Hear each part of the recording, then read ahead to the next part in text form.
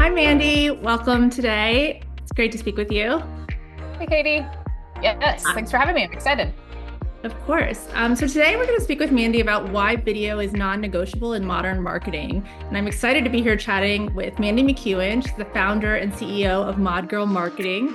Mandy founded Mod Girl Marketing in 2010, and she has extensive experience supporting sales, marketing, executive teams to increase their pipeline and brand awareness on LinkedIn. She's also a renowned influencer and has won several marketing awards for her impact in the B2B marketing space. So thank you for being here again, Mandy. Of course. So before we dive in, can you just tell us a little bit about your journey and what led you to found Mod Girl Marketing? Yes, so it was an accident. It was not planned. This was circa 2010. I think a lot of agency owners, I think, have the same story. I don't think anyone is little and they grow up and they're like, I want to be a marketing agency owner one day. So it was just really by accident. I got a job out of college. It didn't really like it. Didn't like working for people. Was always kind of a computer nerd. And I did what everyone else started doing. And I literally typed in how to make money online. That led me to finding affiliate marketing, learning HTML, SEO, buying all sorts of courses while I was a sales rep post-university. And then that led me into starting an agency because I couldn't make money off of selling dog treats and $9 courses, or I couldn't figure out at least how to, replace my full-time income. So I was a home improvement sales as my full-time job, and I started just talking to other home improvement companies, roofing companies, etc. They were complaining about their web designers and their SEO guys because, of course, at the time it was all very male-driven, circa 2007, 2010. And that's when I was like, oh, I'm doing that on the side for fun, trying to learn how to make money online. And I started just offering to help business owners. And then that led me to essentially creating my agency, Mod Girl Marketing. Love it. And especially that niche of, home improvement and being able to kind of find a lane where there was a need and you could fulfill that role. So Exactly. diving into our topic today around video in modern marketing, we've noticed how actively you use video marketing on LinkedIn and sharing insights on topics like social selling and personal branding.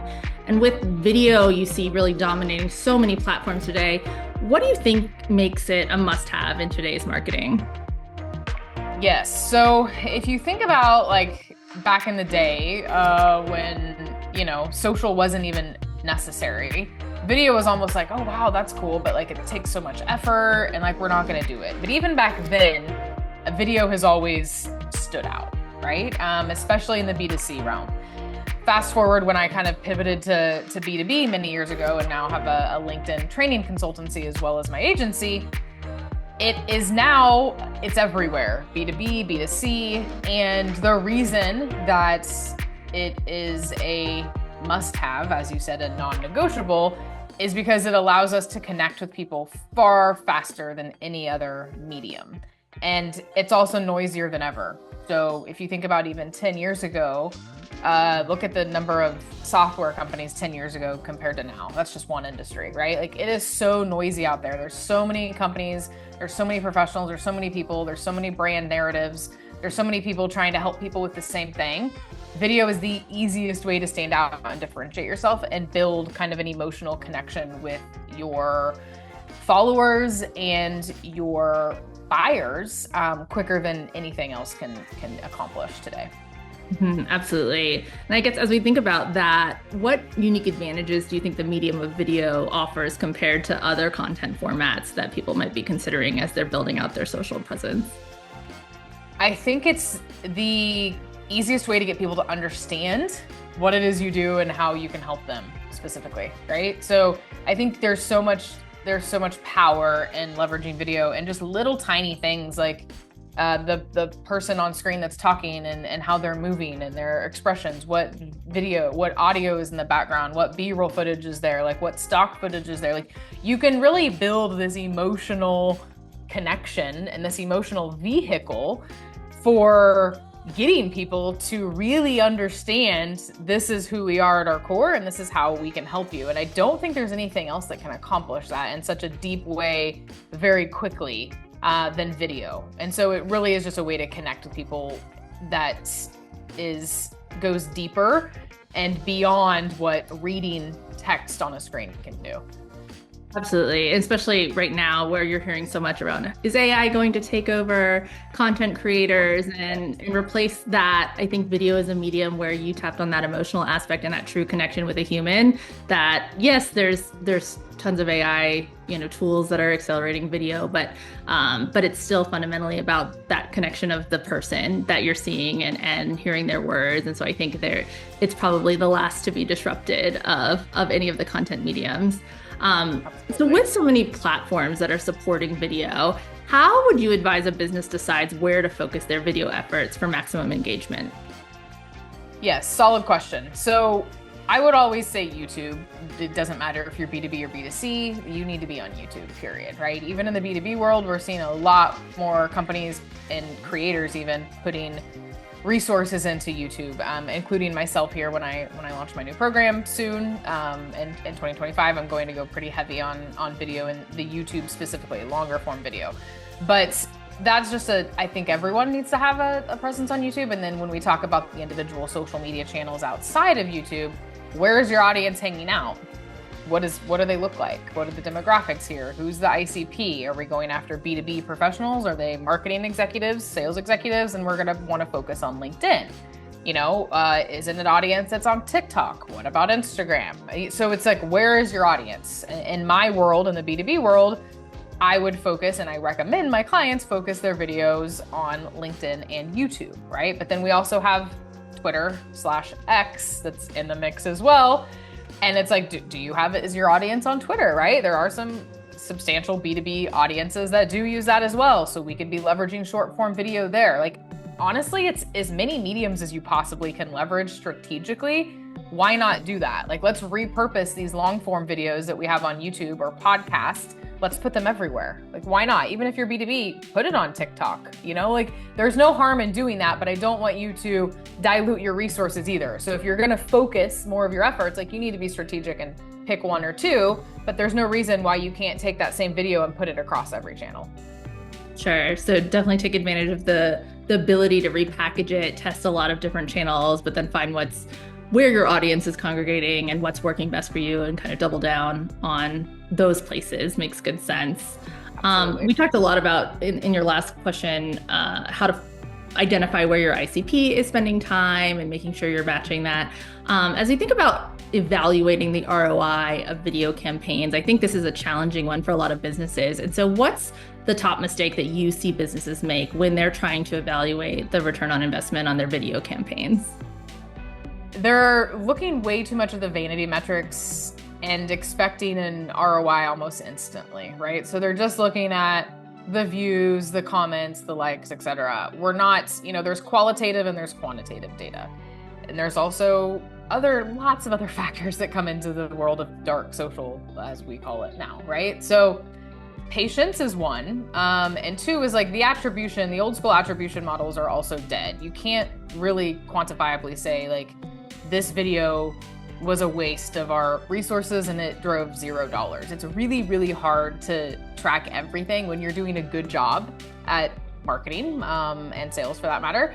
People are going to talk about you on every channel, privately, publicly, like that's what we want, right? And so what I encourage people to do is ask, like, how'd you hear about us? Look at the messages that your team is getting from people. A lot of times they will say it. They will say, I saw one of your videos, or I really like your videos. And so these things aren't something that your metrics can tell you on YouTube or LinkedIn. Your views, your likes, etc. is great. But at the end of the day, what are people saying about you? And when you ask those questions, they will tell you, So a lot of times it's, maybe my impressions were terrible. So for example, me personally, like I've been posting video for years, even on LinkedIn before LinkedIn video took off, which was just this year. LinkedIn used to really not like video. Like my video views were terrible, even 2 years ago. But it was my biggest driver of revenue in my company. And the reason I know that's because people told me that. But if you were to go and look at my LinkedIn stats, someone that doesn't know my company would be like, Mandy, you really shouldn't post as many videos because your impressions are terrible compared to your other posts here. But if they were to look at my revenue and what was actually driving those qualified opportunities, it's all video.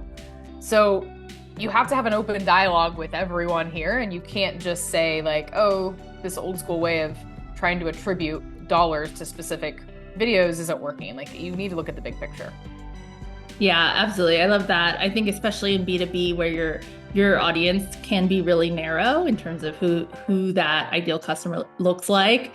It's not just around the eyeballs and the total volume of impressions or likes, but actually, did you engage with the right target accounts? Did you drive that opportunity? And I love that point on self-reported attribution. And so many businesses, I think, fail to take that simple step of just asking, how did you hear about us, right? And whether that's in their form or in their sales experience, that's such a valuable picture of where success is coming from. Yes. So for companies with limited resources, budget is top of mind right now as people are thinking to the year ahead. What aspects of video production are best suited for outsourcing? And by contrast, what do you think companies should really keep in-house as they think about their video strategy? So thanks to AI, video editing and strategy for that matter is a lot easier and it doesn't require as many humans. And so for companies that don't have a lot of resources, and so this is kind of what I recommend, right? So the longer form videos, let's say even YouTube, you could still have AI tools to help with that. But course videos, educational videos, longer form videos where you really it's important that people, have their attention captured, everything is really well done. It is nice to have a human to be able to edit some of those. The short form videos, obviously everything's going to require a human, right? To even use AI, but the short form videos can require less editing. For example, you could use AI tools like Opus Clip, and there's a million of them, right? Descript, there's Descript now is able to take your eyes if you're looking down and you're supposed to be looking up, and they move your eyes now for you. It's wild what AI video tools are capable of now. And by the time someone's even listening to this, and we're recording now, there could be some other amazing feature that comes out, right? So it's advancing at a crazy rapid pace, which is great. But I think there always needs to be someone who owns the video process. So even if you're a small company that doesn't have a ton of budget for this sort of thing, find someone who likes video and get them trained up on how to use AI tools. And it's easier than you think. You do not need a videographer expert that's been doing this for 15 years to create awesome videos now, thanks to AI tools. So it really just depends on what you're trying to accomplish, but there's a lot of cool things you could do with AI now. Yeah. And I think you talked a lot about the capabilities around editing and production. What do you think about the actual kind of meat of the content? Do you think that is something that can be effectively outsourced, or that it really needs to stay in-house to deliver that message effectively? I am a big proponent of keeping it in-house if you can. I think it starts to, and I like talking head videos. I get your people involved, get your customers involved. There's really no excuse for any business to not have humans on camera. There's no excuse, right? There really isn't. There's someone on your team who is fine on camera, even if they're a little camera shy, get them on camera. Your customers figure something out where they can give you a video testimonial, right? I feel like the animated type videos, there's certain things, sure, it's okay to outsource some of that, but when we're trying to build a community and a loyal following and do what video was intended to do, you can't outsource all of that. You need humans. And that's what you were saying earlier too, on we're trying to stand out in a world of AI where who knows what post was written by a robot or a human, So it's if you're outsourcing your video, that's a missed opportunity for you to be engaging with your people on a deeper level. So I think you should keep it in-house if you can. Yeah, absolutely. So that point of view, that message, what you're trying to say needs to originate with the business and with the people in your business. But everything else, the repackaging, the formatting, the editing, that can all be really accelerated and outsourced very effectively. So you can get a lot more reach out of that limited time that you may have to invest internally. Exactly. So last question, any final advice for businesses just starting with video marketing to help them get set up for long-term success? Yeah, I would say try to find a couple of champions internally that are comfortable on video and just get them doing it. You need to have minimum KPIs, for example, right? Okay, this month, Sally's gonna have 5 videos we post and Sam's going to have 5 videos we post, right? And they each have in this week, and give them systems. So choose 1 to 5 people, depending on the company size, if you haven't done this at all, that can make videos. These are subject matter experts. This is not a 22-year-old who just graduated from university yesterday, okay? These are subject matter experts that can easily talk about what you guys do in their specific, unique way with their specific experience. And then there needs to be a strategic plan, obviously, and that's a whole other episode, but just get them doing it and don't overthink it. Literally, smartphone. You don't need any fancy equipment. Get them like a lapel mic or wireless mic, $100 or less. Maybe get them a selfie light and just have them use their smartphone and just get in the habit of doing it. I think people are overcomplicating and overthinking video. It doesn't have to be perfect. Like, actually what works better is the raw, off the cuff, someone's walking outside on their video and giving a tip or sharing some industry trend, and just get a system down, use AI, get the subtitles automatically, and just get it rolling. I think that's the biggest thing, is like, just go out there and make it happen and don't overthink it. Yeah, just get started. Those at-bats will teach you what's working and what's not, and those repetitions will help you figure it out. Love that advice. Which brand do you think is killing it with their video content right now? Oh God, there's a lot. On the I'll say B2B space, there's 2 angles on B2B, like the Refine Labs and the RB2B with like the Adam Robinson, like those that have the podcast and then they take those and make them into video clips I like. But there's also like Hootsuite and Salesforce, like the bigger companies, Sprout Social even, like they're getting influencers involved and they're creating some cool videos that way. And they're just creating a ton of videos, right? So I would say those are kind of my top ones. Hootsuite's doing some cool stuff with video. What is your favorite social media platform to consume videos? Depends on what I'm looking for. So I would say LinkedIn, obviously, in my space of B2B social selling, because that's where I live. But I also YouTube, just for everything. And then like travel videos, Instagram, because I'm a digital nomad and I'm all over the place. So I'm always watching the travel side on Instagram Reels. So and TikTok is just kind of everything. So I literally consume videos pretty much everywhere. It just depends on the specific category. And then last rapid fire, what's the best podcast for marketers that you'd recommend? Oh man, this is a good one too. So I like Lila Hormozzi's podcast. I listen to like entrepreneur type marketing podcasts, only because I don't know, I learned so many random tidbits about business and marketing, but also Social Media Examiner's podcasts. I was a guest on there years ago. That's like an OG good one just for all things social. Well, wonderful. Thanks so much, Mandy, for sharing your insights and expertise with us today. It's clear that video marketing is a really powerful tool for you and your business, and for many of our listeners out there can be a great stepping stone as you think about your 2025 strategy. For those looking to up their video game but needing some extra support, you can find top-rated video marketing services on Clutch. We're ready to help. Mandy, can't wait to see how you continue to inspire and lead in this space. And thank you again for joining us today. Of course. Thanks so much for having me.